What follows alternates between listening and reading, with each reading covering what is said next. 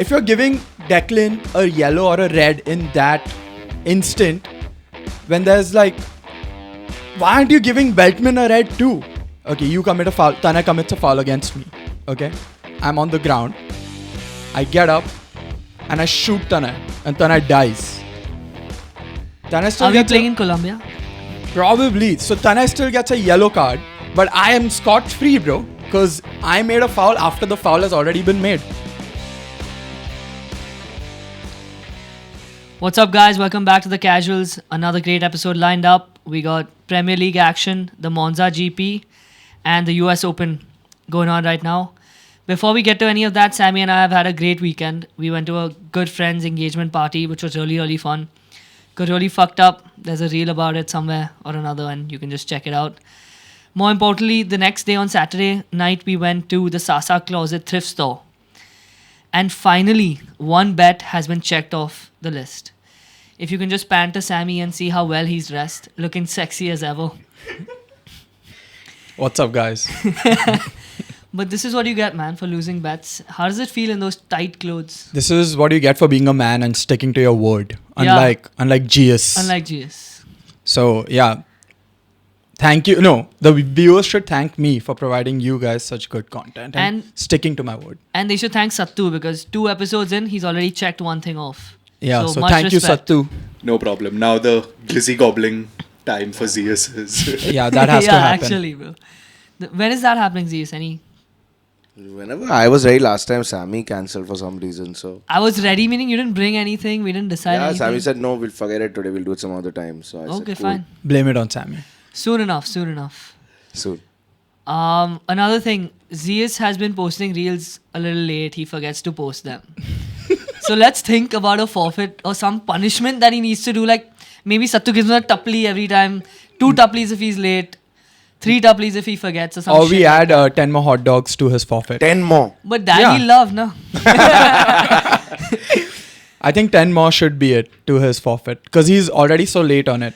Yeah. People have been asking for it again and again. Yeah, I met these guys at O Pedro, some of his cousins and friends and stuff. And they were like... Basically other Parsis. And they were like, when is he doing his bet? Kicking him off the show if he doesn't do it. So 10 more dogs. So what does that make it now? 60 dogs? What the fuck? 60 dogs in 10 minutes and 50 burpees, right? Yeah. 60 dogs in 10 minutes. That's it, right? China or Hot what? dogs, just to be clear. Hot dogs, yeah, hot dogs. It's China. Made of chicken. Cool, let's get into the show. Anything else? The Most important question. Most important question that has been kind of occupying a lot of space in my mind over the weekend. I was at the gym talking to the boys, and as things do come up, this came up. The question was, and I want everyone's opinion on it, even the viewers, drop it down in the comments. We'll probably make a reel out of this. But who do you think was hotter as Catwoman? Zoe Kravitz in the latest Batman or Anne Hathaway in her Batman in Dark Knight Rises. So I've been saying Anne Hathaway the whole week. We've been discussing it like 3-4 times, like you said, in the gym. That's been my pick. Clear for me. So for me, it was a very detailed answer. Anne Hathaway, not full respect to her. Love you. 9.7 on 10 as Catwoman. But I think Zoe Kravitz just edges it out at 9.8 on 10 for me. She just fits the mold of a Catwoman. Her face is just perfect for it and everything else. Her face was covered. Come on, but her jaw wasn't, and it's like completely cut like a cat's, and she has more catty vibes, more pussy vibes. Don't want to get too much into it, but let's just leave it at that and not get any more vulgar. But you guys let us know, please. Yeah, Sammy, I think you make some really strong points there. But yeah, I think I agree with Tanay here. Anne Hathaway, Cleo. But Anne Hathaway is more like beautiful and pretty. Like you want a bad bee, right? As the Catwoman, and Zoe Kravitz fits the bill. She was bad. Very. Yeah, she was. But that Anne Hathaway tunnel scene where she gets on the bike. Yes, and dude, rides that's off what I is said. I said the etched in my bike memory. scene. It reminds me of our time in Goa, bro. What the fuck? Yeah, for me also, I think when I think of Catwoman, I think of Anne Hathaway. I think maybe that plays a part of it because we watched the movies earlier. Also, I'm not a fan of shorter hair like on a girl. I'm not a fan of shorter hair on a girl. And although Zoe Kravitz killed it, I do agree with what you mean that she suits the role of Batman a bit more. No, not But- Batman. Catwoman a bit more, but fuck. Even when I'm googling it, I'm typing Batman Anne Hathaway. Catwoman. So yeah, I'll go for Anne Hathaway. Y'all are tripping. This has to be made a poll. We have to release a reel Yes. about this and let the audience decide. I can't believe it's 1 versus 3. I thought I'd have someone on my side in this room. Meg, are you on Sammy's side? Yes or Make no? Zoe Kravitz or Anne Hathaway? Fuck, dude. 4-1. Fuck. Yeah, I completely disagree with y'all. But cool. Nice to get some clarity on that. Moving on, we've just finished watching the United versus Liverpool shitty ass game. It's 11:50 p.m. on a Sunday and we are here recording. We are here. And yeah, like I said, just finished watching that game. Zias, give us the scores. Yeah, it was 3-0 Liverpool. Diaz with 2 goals and Salah with 1. Yeah, I watched most of the first half and then I was a little occupied. And good thing I didn't watch the second half. I'd be more pissed. But yeah, Diaz came in and scored a couple of goals. Casemiro, again, mistakes on mistakes are happening. It's not looking good at all. I thought Dillit started the game off pretty well, but besides that, not too much going on. If you concede 3 goals, you can't say that a defender has played well. So, I mean, it's pretty fucking annoying. And Salah keeps fucking us. Man of the match for Liverpool was Casemiro. Definitely.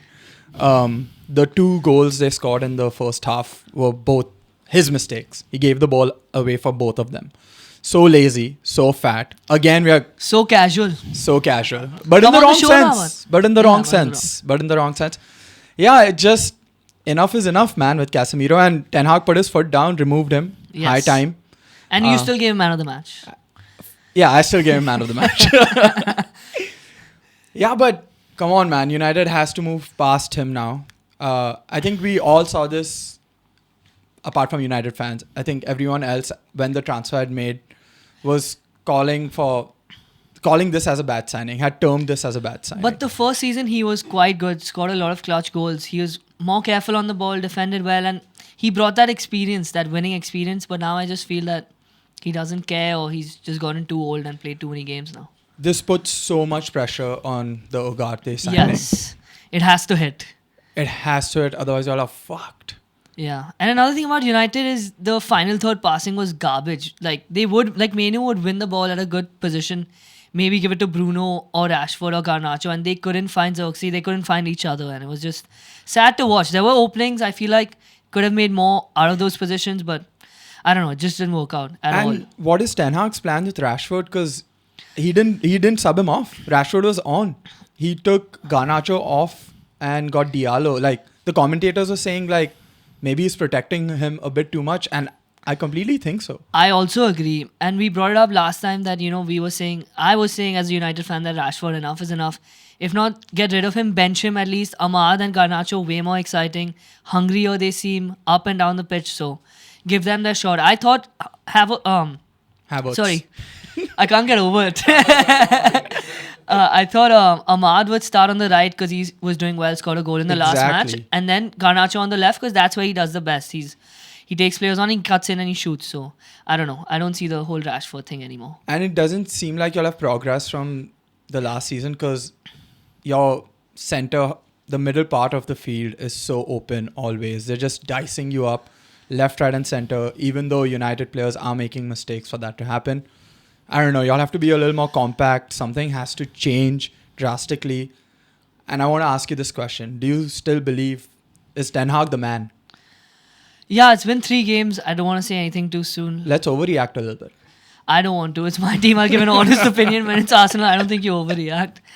So yeah, I think still give him a shot. Like we said, a lot of individual mistakes so far in all 3 games, and if United can get over that a little bit, would be better. Sucks to see you so sad, man. Yeah. And again, I'm going back to my prediction from earlier this. Oh no. Oh no. I thought United will do well. Would be in the top 3. But oh no, they're proving me wrong. And I hate being wrong. Boys, you had something? Yeah, I'd say probably the worst thing that happened to United in the last season was winning the FA Cup. Is the reason that Great point. that idiot is still in management. I mean, it's just dumb decisions. You've lost the game before the game even started. I agree with him starting Xerxes. I think Xerxes deserved a chance, but he didn't look too great. But I will give him the benefit of the doubt. First Premier League start against one of the better teams in the competition. But yeah, shout out to Kobe Mainu as well. He was running that midfield for as long as he could with an aged Casemiro right near him. But Fatimiro. yeah, Liverpool were also really good. Really composed on the ball continuously. Trent in attack was so dangerous today. Although his defensive was a little shaky, but he had Rashford on that side, so it didn't matter. Gotta give Slot credit where it's due because he's kind of changed the way they've played, and we can see it in the first 3 games. With Klopp, they were more gung-ho. Whenever you get a chance to make a forward pass, they'd make it. And of late, in the last 3 games at least, they're like more controlled, recycle the ball more. They're more structured and more careful structured. and everything. I'm not saying one is better than the other, but the transition has been fantastic. And still making use of those guys like Salah and Diaz. Today they stood out. Shining. Yeah, and they were shining for Klopp also. Yeah. So he's changed the right thing. So far, so good for Liverpool. Even the introduction of Gravenberch actually into the starting lineup, I think he was brilliant today. He was cutting out passes. Even I think the first goal came because of him. I feel like I would Lot have cut from out him. those shitty ass passes in the final third for United. Yeah, just one last thing. I think Luis Diaz is just playing phenomenal right now. I think probably after Haaland, he's the second best finisher in the league. He's been putting in like insane chances back to back. His touch is sublime, but yeah, I think he's going to be a massive threat. I agree more on the touch part. I think Salah is a better finisher than him on Yeah. his own team. And better than both of them, it's actually Havertz. Yeah. Yeah, so moving on to Arsenal vs Brighton. Can I take it away? Scores, please. Okay, just fine. give you the score. I'm boiling. It was a 1-1 draw. Goals from Kai Havertz and João Pedro, and red card that I'm assuming you want to talk about for Declan Is that Rice. dress too hot? Is that why you're boiling? It's actually kind of cold right now, so no, it's not because of that. I don't know if are you feeling the hots for me? Is that it? Is that what you're trying to communicate? Always. Okay, moving on. So X account user J Belmont made a very astute observation. He said, refs have been murdered in Colombia for better performances than this. Now, I do not agree with that statement. I do not want to promote it at all. But this is just what he said. João Pedro did not get a fucking yellow card for kicking the ball away in the first half when it went out for a throw-in. And then when Declan does it in the second half, and mind you, it wasn't even his fault in the first place because the ball gets kicked on him and then he nudges it away, which is a very fucking natural reaction. And then Veltman comes from the behind and just fucking swipes him off his feet. If you're giving Declan a yellow or a red in that instant, when there's like, why aren't you giving Veltman a red too? It's almost like, okay, I commit a foul. Okay, you commit a foul. Tana commits a foul against me. Okay, I'm on the ground. I get up and I shoot Tana, and Tana dies. Tana still Are we gets playing in Colombia? probably. So Tana still gets a yellow card, but I am scot-free, bro, because I made a foul after the foul has already been made. So the ball is dead. Play is not happening. So players should just start doing that now, right? Get fouled, get up, and just punch the other guy. There's no repercussions. The other guy's knocked out of the game. Then it's 11v10 basically. I hate when the Just referees. I hate when the referees do this to rival teams, to Arsenal and them, and make an unfair I don't even call. know. I don't even know. I Shut the despise fuck that. up. I don't even know That really if hurts. what I said right now makes any sense because I'm so fucking riled up. That and in really a previous hurts. life, I was a referee for my college association football team. University of Austin, Texas. Yes, and I was getting paid $10 an hour, and I would do a better job than this Kavanaugh chutia. But I really hate when decisions go against Arsenal. Thank you, bro, for standing up for me It's once so in a while. annoying Thank when that you. happens, when the refs shit the bed. Because then Arsenal fans start annoying you, right? I Exactly, completely understand. yeah. And especially when it's so justified. It is Especially so when it's so justified. justified. But And- 1-1 to Brighton, bro. What happened? Besides the I just said a red card. Besides that, Besides that, we played really well. We controlled the game really well. First half, second half, we had a chance with Saka in the second half. Even though we went one man down, we still could have edged the game in the end. It was just because of that stupid red card. I know Sattu's also been dying to say stuff.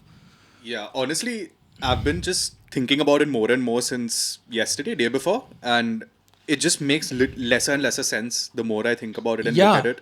And I think honestly, from the Gibbs and Chamberlain red card against Chelsea, That was too good. I think this is the most absurd refereeing decision I've seen in the Premier League. It's like he just wanted to be heard, right? Like, oh, I'm a ref. I want some screen time. So I'm going to show you how big my small dick is basically what happened.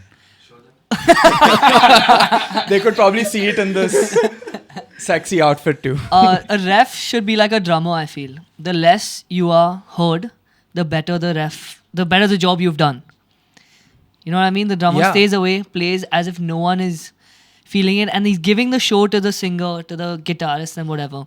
This guy has to make the game about the players and the actual game, not about himself. So, if you're a ref, I'm honestly Yeah. so pissed. But Shouldn't have been a second yellow. And even if it was a second yellow, João Pedro should have got a yellow. So then you're setting that precedent at the start of the game in the first half. So then another player doesn't go and do it.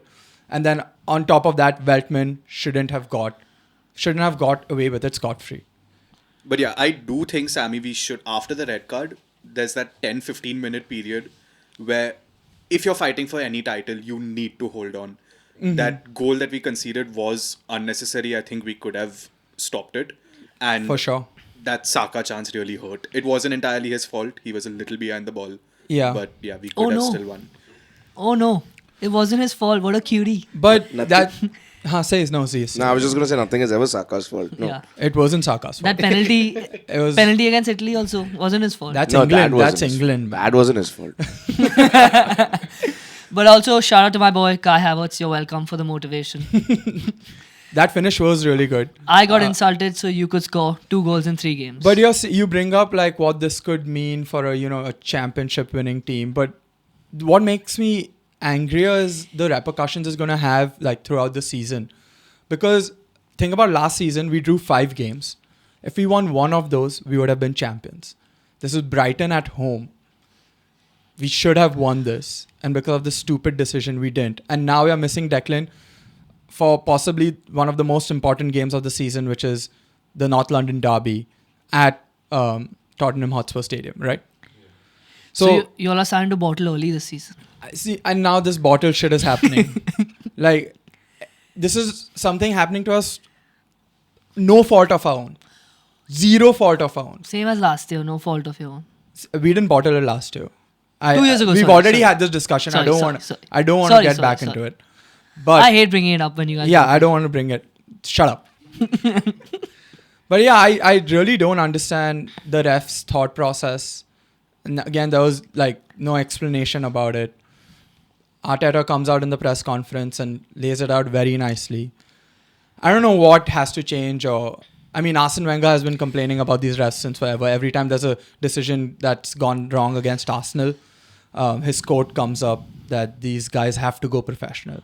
They're not even professional refs. Can you imagine that in the best fucking league in the world? It is ironic that you spoke about it in the last episode and it happened right away to your team. That the worst decision that could happen happened, and we were just shitting on the refs. For the Bournemouth game, Yes. right? Last time. Yeah, it's infuriating. You want this product to be the best, so then have the best support system around it. Chut, you stop eating. You're mad or what? The sound is not good. Sound is not good. Meg, actually, what the fuck, bro? Some professionalism. I'm saying that. Moving on. City. So we had West Ham versus City. West Ham lost 3-1. Goal from Ruben Diaz, which was a known goal for West Ham, and Erling Haaland hat-trick once again. Erling hat-trick Haaland. Erling hat-trick once again. No, let's just call him Erling Hat-trick Haaland. At this point, you might. as Yeah, well. exactly. Yeah, there's back-to-back games with a hat-trick, so. 7 goals in 3 games. His own teammates are writing on the match ball, fuck you and all.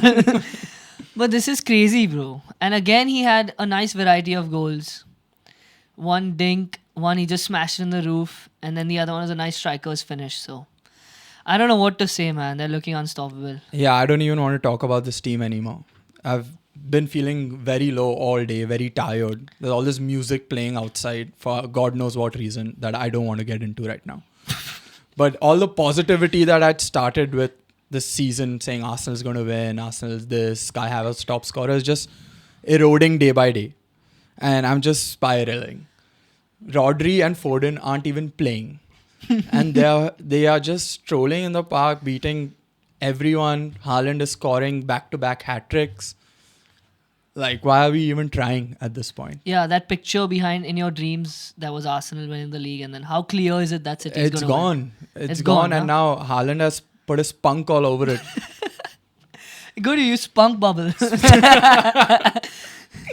Yeah, but you spoke about, like, if you actually want to contend for the title, you can't be losing games to Brighton. Like you said, this City team literally doesn't feel like they're going to lose a single game this year.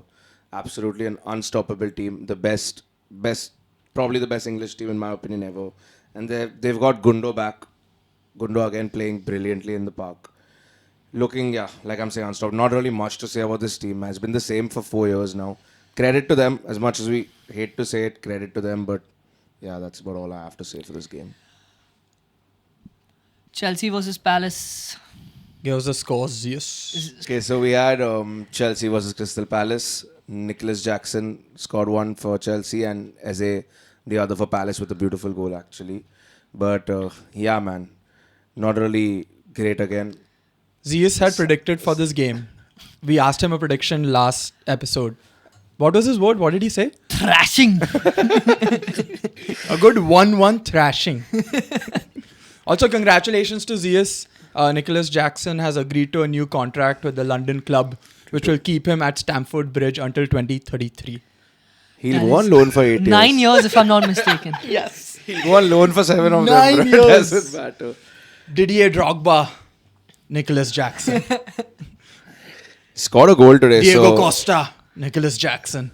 Shevchenko. Nicholas Nicholas Jackson. Diego Costa? No? He said it wrong. I said it. You said Costa? Yeah. Oh, sorry. Okay. Pretty average game from Chelsea. Like I said, I hope we go into this game with attacking prowess, but nothing happening in the final third again. Just some sloppy, stupid passes. Every time Chelsea's playing, like they're going from midfield to straight to the attack. They're leaving out the gap in between that. They're not playing Madueke. I think his hat-trick got to his head. He didn't feel like passing the ball too many times today. I said bust. Last Yeah. episode I said bust. One Yeah, you hat-trick did. bust. You did. But defensively poor again. Palace at one point I thought we were going to win the game. They showed way more heart than we have. I jinxed it probably saying we've won our last 14 games against them.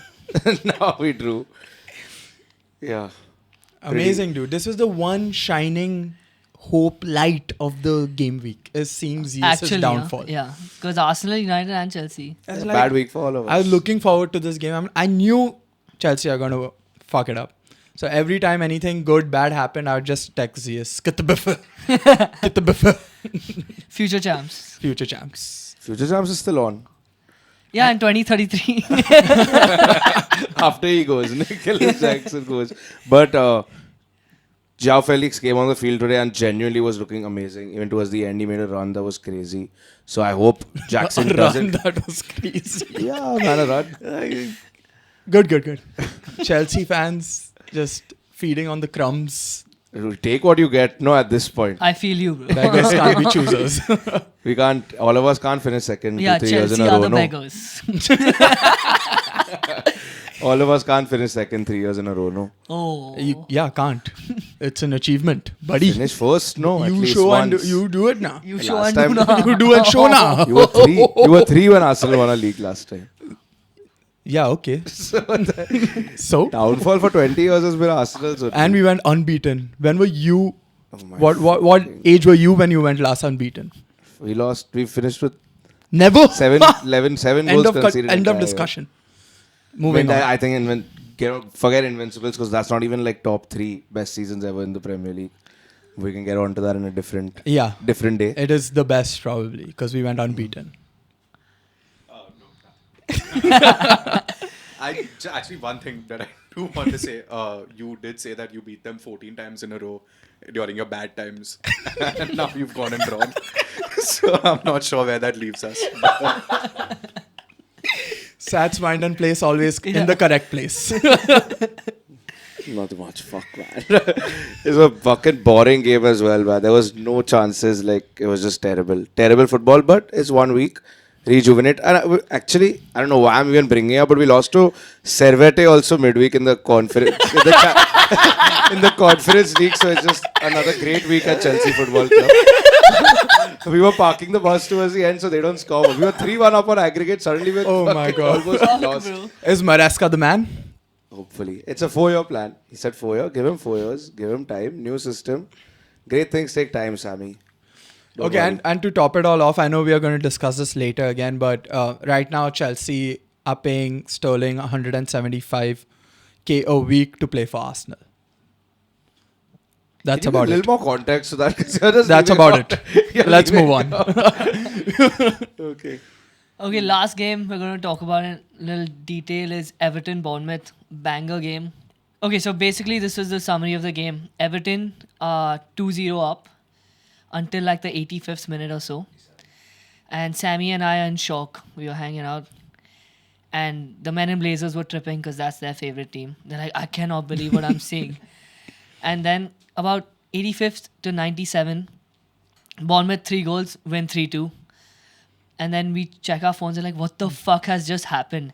Men in blazers are screaming, but they're like, this is kind of what we expected. So, I mean, insane that we've said that Everton are so shit and they're proving us happening. so right. Bro. Liquid Barclays though, but right in they're coming back in the last 5 minutes, 10 minutes of the game to win it 3-2. Yep. Fucking amazing. And idiom of the day: you can lead a horse to water, but can't make it drink it.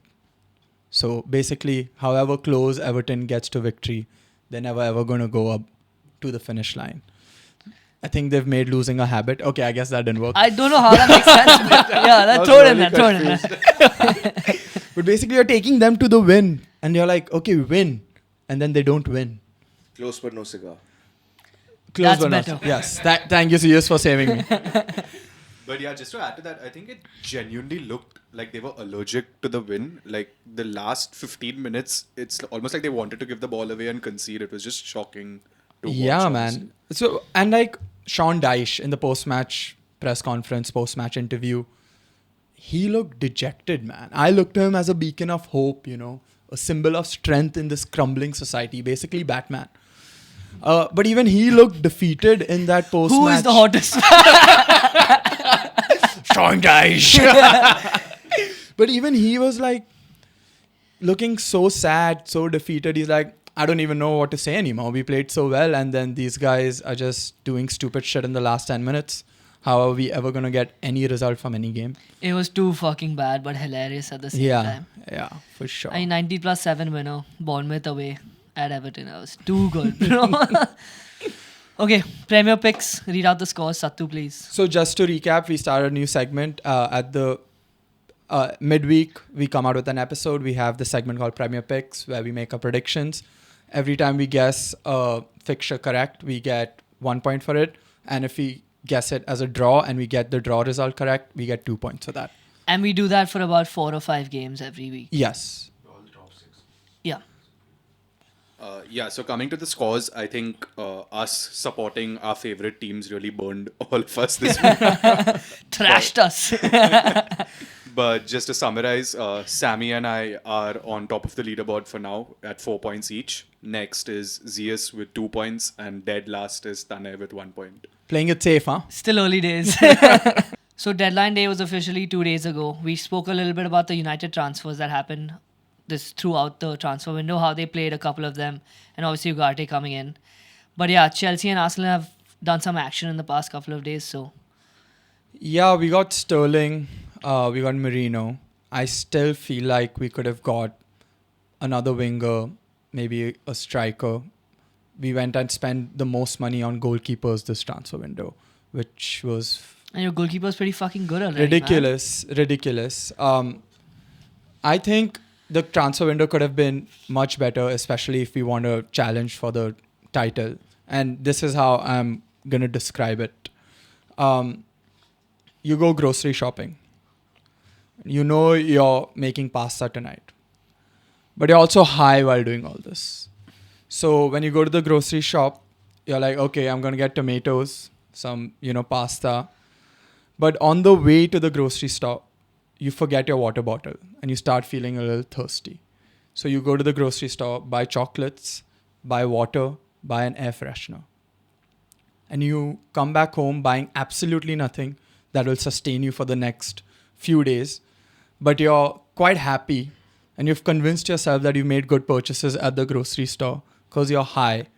And you convince yourself this was your plan all And the all pasta is along. not being made. And the pasta is not being made Okay. because you're high as fuck. A little better than the horse thing. That's why you should never go to the grocery store high as fuck. Okay. And I think that's what's happened to Arsenal in this transfer window.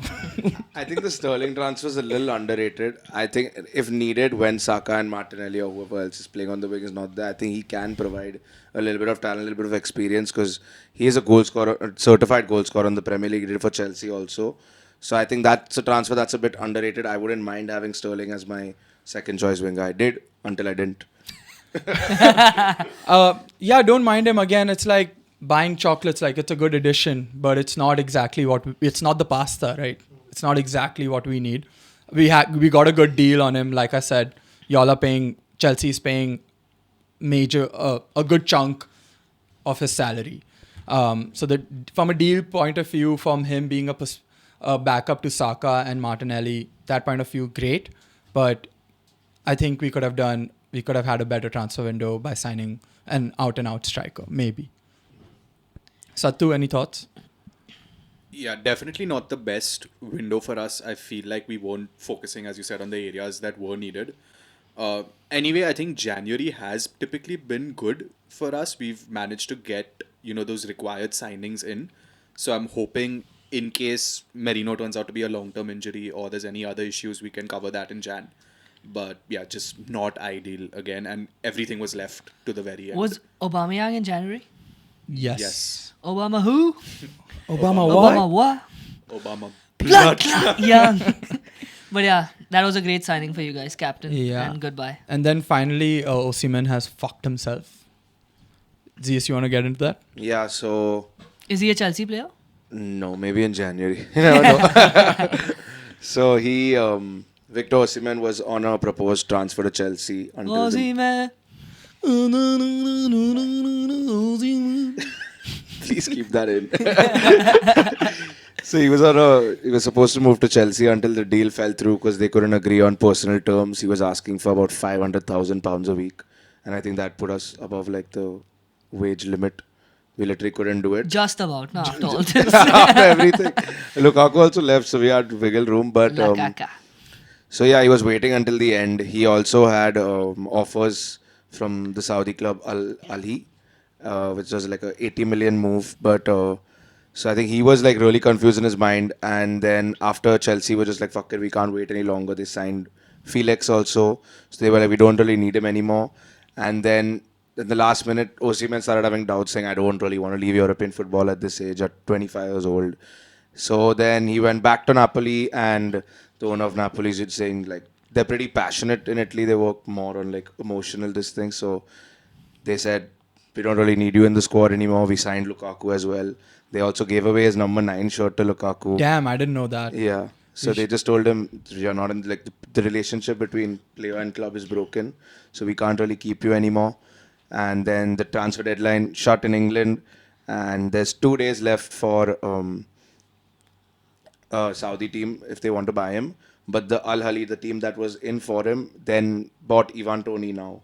So they don't have any more space on their squad to register Osimhen. So he's pretty much probably going to have half a season off. They can re-register him in January. He's probably going to move somewhere in January. But hopefully it's Chelsea. We'll take him. Fucked, bro. So yeah, he's a pretty fucked spot right now. But I hope, okay, I know this is far-fetched, but I hope Osimhen and Lukaku can play together and they have some crazy striking partnership, throw it back to the old school 2 number 9s or 2 centre forwards basically playing together. Yeah, but I think it's pretty much a given that even if we see him play in January, it definitely won't be for Napoli. They're not going to take him back in the squad. How much of I do think that would be a fun partnership to see up front with the pace and the strength from both.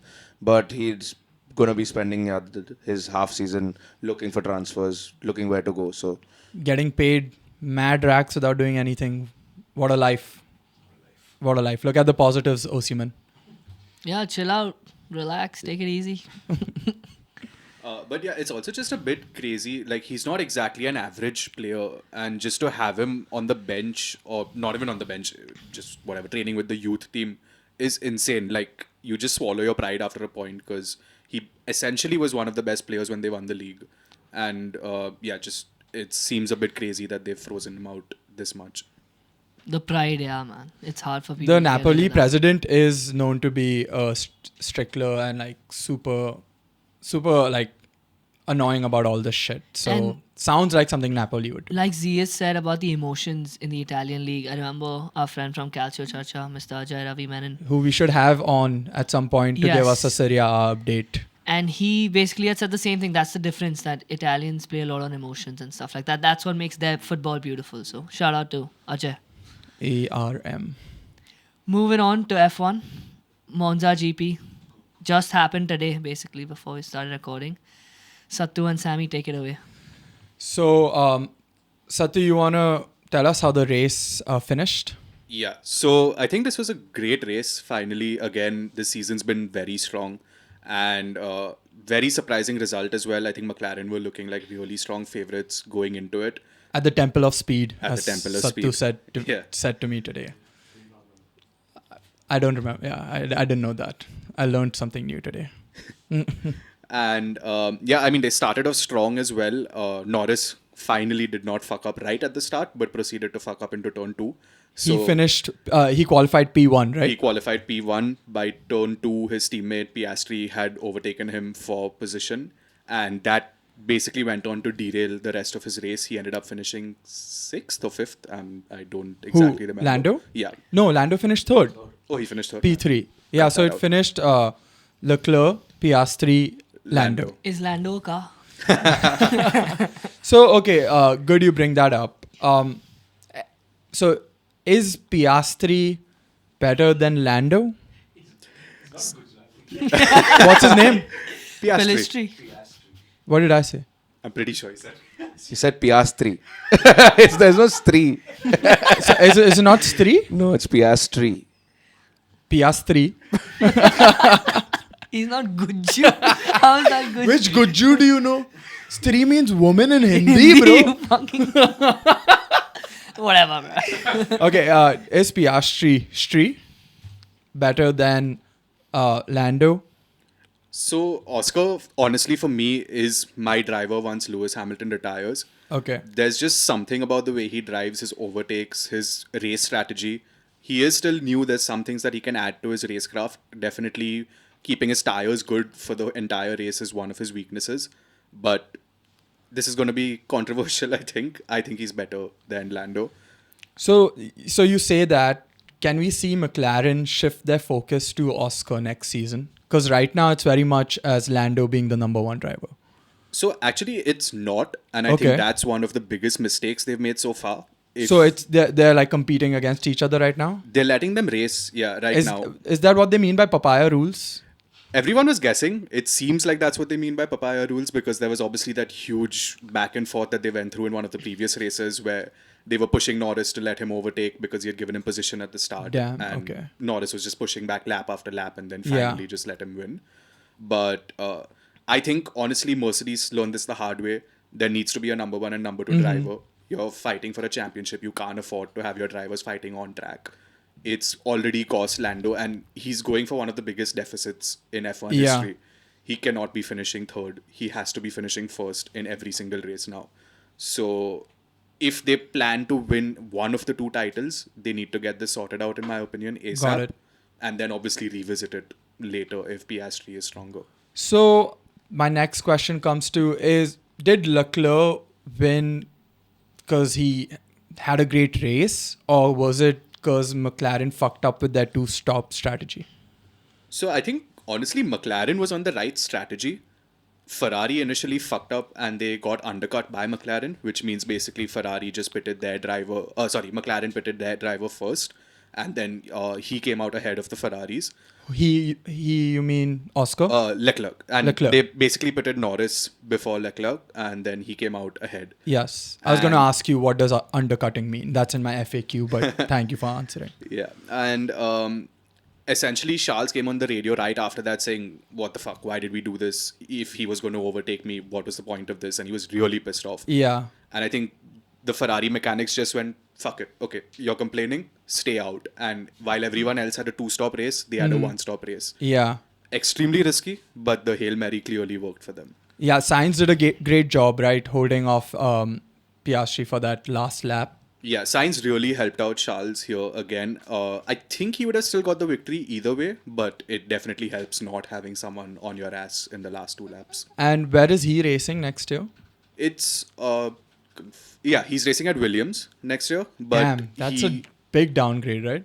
It is. They don't look too bad, but from what I understand, his contract essentially has a clause where if one of the big teams reaches out to him, primarily Audi, in 2026, he can sign with them. So it's just a stopgap for him for now. Amazing. And last question. I was a Lando guy till like when he just burst onto the scene.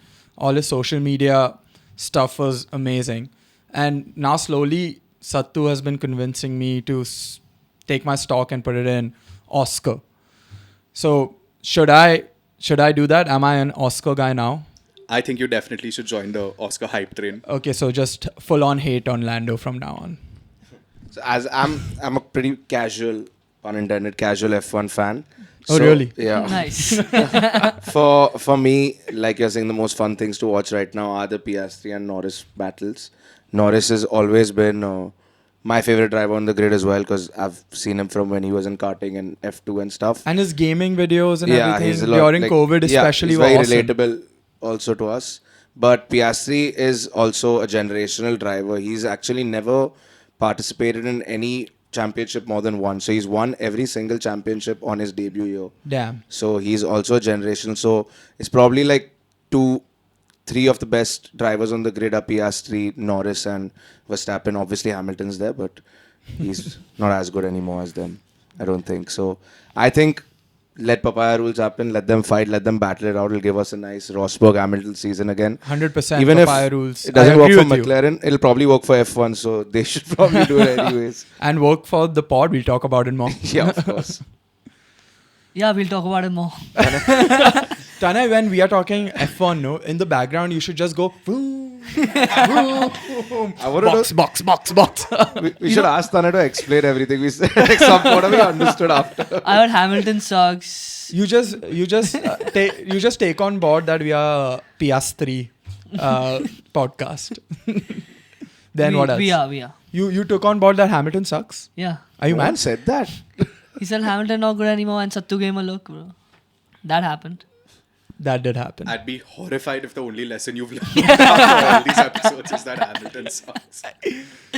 Anything else? But yeah, another fantastic F1 segment. But literally just do that in the background. You know Boom, what I was actually boom. thinking? You want me to share? It's like, damn, bro. Sattu's talking and Zeus is going to be on camera. Look. Thank God I'm not sitting there because I'm just zoned out. In the F1 segment, Zeus just keeps giving me this bombastic side eye. Like, I recorded one of the clips. She's just like shading me all constantly on this. But this time you did it to him. When he... Because the shit he speaks half the time.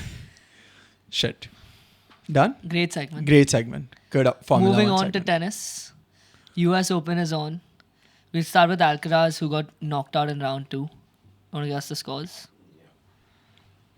So Alcaraz knocked out in round 2 by this Dutch guy Van der Zandschulp. Not bad. 3 sets. He beat him 6-1, 7-5 and 6-4. Shocking result, obviously. Yeah.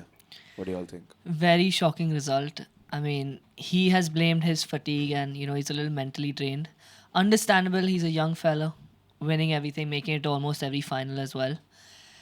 But yeah, man, really shocking that the world number 1 or 2 he is for this tournament, that he's performing like this and he's gotten out in the second round. Insane. Yeah, I just think it's mental fatigue. Has had a long season, has gone deep in most of the tournaments, including the Olympics. And I was about to text Sattu and thank God I didn't. I was about to text him because Alcaraz was Sattu's pick for the US Open. And we were talking about how we're going to have a bet when Djokovic and Alcaraz meet in the final. And it turns out that round 3 comes, Djokovic loses to Popyrin 3-1. And apparently, but this is true actually, but Popyrin is looking really good. He won the ATP 1000 just before the US Open. And yeah, he beat the world number 1, who was in form, super confident after the Olympic gold medal, which he finally achieved. And yeah, now he faces Popyrin. Shout out to him. He's had a great preseason, and now he's doing really well in the US Open. Facing Tiafoe next. Going to be a banging match. Tiafoe is so much fun to watch. So yes, yeah, and he's doing definitely gonna really tune. well in the US Open. He just beat Ben Shelton in a banger match as well. And his home tournament. Yes. So if he wins it and is there in the tournament till the later stages, it's always fun to watch that. So Sattu bets off, unfortunately. Bets off, but quickly just on Djokovic's longevity, which I don't think people actually comprehend. This Drugs. is the first time. Hey, it's I didn't say we're a anything. podcast. But yeah, it's the first time in 18 years that he's been knocked out of the US Open in the 3rd round. So just Yeah. it's sad seeing these eras come to an end. So these kind of records are gonna keep happening for the next 5-6 years. So another stat that I have, a crazy stat, is this year is the first season since 2002 that none of Novak Djokovic, Rafael Nadal, or Roger Federer have won a slam title in a calendar year. Because Djokovic only won the Olympic title. And then it's been Alcaraz. I forget who won the Australian Open. We can look it up. We can look it But up. yeah, these kind of stats about Novak not being there and Nadal not being there are going to keep happening, and we're going to keep having these crazy stats thrown at us again and again and again. Who won the Australian Open? Sinner.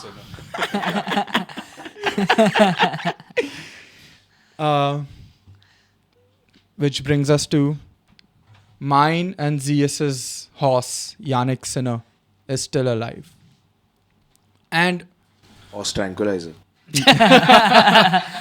also, how dumb of anybody to pick anybody but Sinner. He's literally tested positive for a banned substance. Of course, he should be the favorite, the easy pick. So, smart on us, Zeus, getting what I ahead said. of the curve. And on the women's side, Iga Swiatek is still alive for me. So both my horses are still alive. Looking forward to that. I know Coco Gauff is still in the tournament as All well. 3, baby. All 3 of us. Yeah, so Zeus, Sattu, and Tana had Coco Gauff. And she's set to break some insane records that Sattu had mentioned, I think, 2 episodes ago. So yeah, look out for both of them. Look out for Sinner, Swiatek, and Coco Gauff. Coco Gauff. Now the US Open's coming to the fun part with the round of 16 starting. Yes. tomorrow. Yeah, So now we'll get a little more in detail Yeah. into the matches. It's and tonight stuff. actually. 2 a.m. is the first game. 9:30 also some game is going on right now. Okay. Or it must have just gotten over. Either way, that's about it. Oh, that was about it? A quick episode. How long? How long, Meg? 50 minutes. Damn quick. 50 minutes only. That's about it for today, guys. Thank you for checking us out. And like, share, subscribe, follow. You know what to do. Like, share, subscribe, unsubscribe, dislike, like. Okay, bye.